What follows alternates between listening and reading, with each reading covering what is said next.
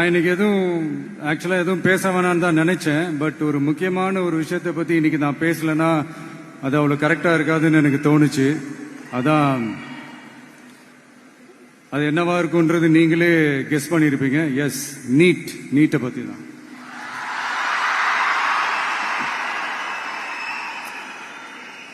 இந்த நீட்ன்றது பாத்தீங்கன்னா நம்ம தமிழ்நாட்டில் இருக்கிற மாணவ மாணவிகள், குறிப்பா கிராமப்புறத்தில் இருக்கிற ஏழை எளிய பிற்படுத்தப்பட்ட, மிகவும் பிற்படுத்தப்பட்ட மற்றும் தாழ்த்தப்பட்ட வகுப்பினை சேர்ந்த இந்த மாணவ மாணவிகள் எல்லாருமே ரொம்பவும் பாதிக்கப்படுறாங்கன்றது தான் ஒரு சத்தியமான ஒரு உண்மை.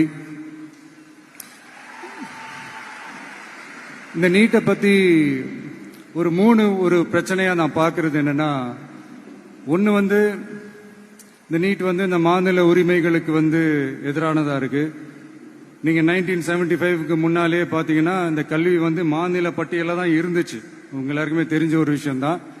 அதுக்கப்புறமா தான் அது ஒன்றிய அரசு வந்ததுக்கு அப்புறம் அது பொது பட்டியல்ல அது சேர்த்தாங்க. எனக்கு தெரிஞ்சு அதுதான் ஒரு முதல் பிரச்சனையா ஒன்று ஸ்டார்ட் ஆச்சு. ரெண்டாவது பாத்தீங்கன்னா, ஒரே நாடு, ஒரே பாடத்திட்டங்கள், ஒரே தேர்வு. இது பேசிக்காவே அந்த கல்வி கற்கும் அந்த நோக்கத்திற்கே ஒரு எதிரான ஒரு விஷயமா நான் அதை பார்க்கிறேன். ஒவ்வொரு மாநிலத்துக்கு ஏத்த மாதிரி அந்த பாடத்திட்டங்கள் இருக்கணும். இது நான் மாநில உரிமைகளுக்காக மட்டுமே இதை நான் கேட்கல. நீங்க பாத்தீங்கன்னா அந்த கல்வி முறையில பல்வேறு கண்ணோட்டங்கள், பல்வேறு பார்வைகள், டிஃபரெண்ட் பெர்ஸ்பெக்டிவ்ஸ் ஒன்று சொல்லுவாங்க இல்லையா, அப்படி அதுக்கு ஒரு முக்கியத்துவம் கொடுக்கிற ஒரு விஷயமா அது இருக்கணும்ன்றதான் என்னுடைய பார்வை. Diversity is a strength, it is not a weakness. பன்முகத்தன்மை அப்படிங்கிறது அது ஒரு பலமே தவிர பலவீனம்னு சொல்ல முடியாது. இதுல இன்னொரு முக்கியமான ஒரு விஷயம் என்னன்னா, மாநில மொழியில படிச்சுட்டு, ஸ்டேட் சிலபஸ்ல படிச்சுட்டு, NCERT சிலபஸ்ல தேர்வு வச்சா அது எப்படிங்க? அதுவும் கிராமப்புறத்தில் இருக்கிற மாணவ மாணவிகள், அதுவும் அவங்களுடைய மருத்துவ படிப்புக்கு கொஞ்சம் யோசிச்சு பாருங்க, இது எவ்வளவு ஒரு கடினமான ஒரு விஷயம்னு. மூணாவது நான் பார்க்கிற ஒரு பிரச்சனை என்னன்னா, இப்போ போன மே மாசம் 5ஆம் தேதி அந்த நீட் எக்ஸாம்லாம் நடந்துச்சு. அதுல சில குளறுபடிகள்லாம் நடந்ததா நம்ம நிறைய அந்த செய்திகள்லாம் பார்த்தோம், படிச்சோம் இல்லையா. அதுக்கப்புறமே என்ன ஆயிடுச்சுன்னு பாத்தீங்கன்னா, அந்த நீட் தேர்வுக்கு மேல இருக்கிற அந்த நம்பகத்தன்மையை மக்கள் மத்தியில சுத்தமா போயிடுச்சு. இனிமே நாடு முழுக்க அந்த நீட் தேர்வே தேவையில்லை அப்படிங்கறத இந்த செய்திகள் மூலியமா நாம எல்லாருமே புரிஞ்சுக்கிட்ட ஒரு விஷயம். சரி, இதுக்கு என்னதான் தீர்வு அப்படின்னா, நீட்டு விலக்கு தான் இதுக்கு உடனடி தீர்வு. நீட்டு ரத்து கோரி தமிழக சட்டமன்றம் கொண்டு வந்திருக்கிற அந்த தீர்மானத்தை நான் மனப்பூர்வமாக வரவேற்கிறேன். இதுக்கு அந்த ஒன்றிய அரசு அந்த கால தாமதம்லாம் எதுவும் செய்யாம தமிழ்நாட்டு மக்கள் அவங்களுடைய உணர்வுகளுக்கு மதிப்பு கொடுத்து இதை சீக்கிரமாவே இதை சால்வ் பண்ணணும் அப்படின்றதான் இங்க நான் கேட்டுக்கிறேன். சரி, ஓகே, இதுக்கு நிரந்தர தீர்வு தான் என்ன அப்படின்னா, அந்த கல்வி பொது பட்டியலிருந்து மாநில பட்டியலுக்கு கொண்டு வரணும். ஒருவேளை அதுல ஏதாவது சிக்கல்கள் இருக்கு அப்படின்னா ஒரு இடைக்கால தீர்வா இந்த இந்திய அரசியலமைப்பு சட்டத்தை திருத்தி ஒரு ஸ்பெஷல் கன்கரண்ட் லிஸ்ட், சிறப்பு பொது பட்டியல் அப்படின்னு ஒண்ணு உருவாக்கி அதுல கல்வி மற்றும் சுகாதாரத்தை அதுல சேர்க்கணும்.